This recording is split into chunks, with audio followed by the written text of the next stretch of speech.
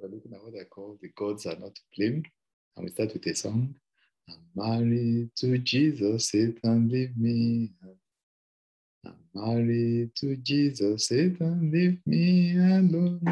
My husband is coming to take me away from to my everlasting home. Of course, the title is taken from a play by Olarotimi. And of course, the play itself is adapted from the Greek classic Oedipus Rex.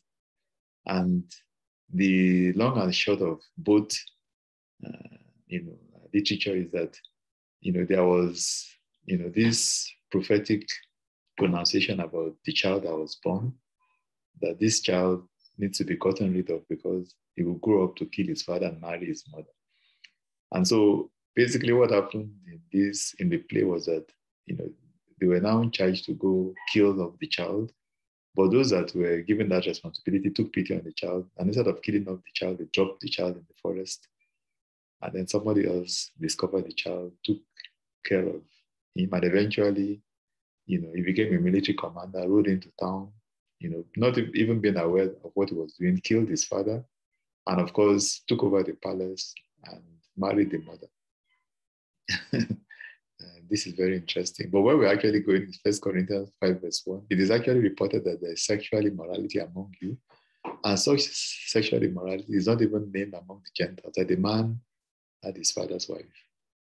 I mean, in the church, somebody was sleeping with his father's wife. Which is the kind of thing that we're talking about here.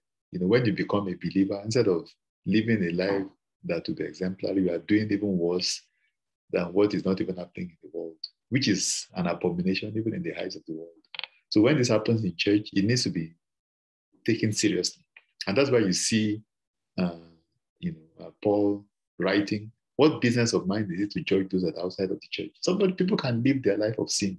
But the moment they're inside the church, then they ought to be disciplined. Expel the wicked man from among you. And this is the role of church discipline. If people are living a life of sin, they need to be disciplined, so that it serves, as, an example to others, so that they do not go into that kind of sin, or else you are going to have an epidemic of sexual sin in the church, and you want to avoid that.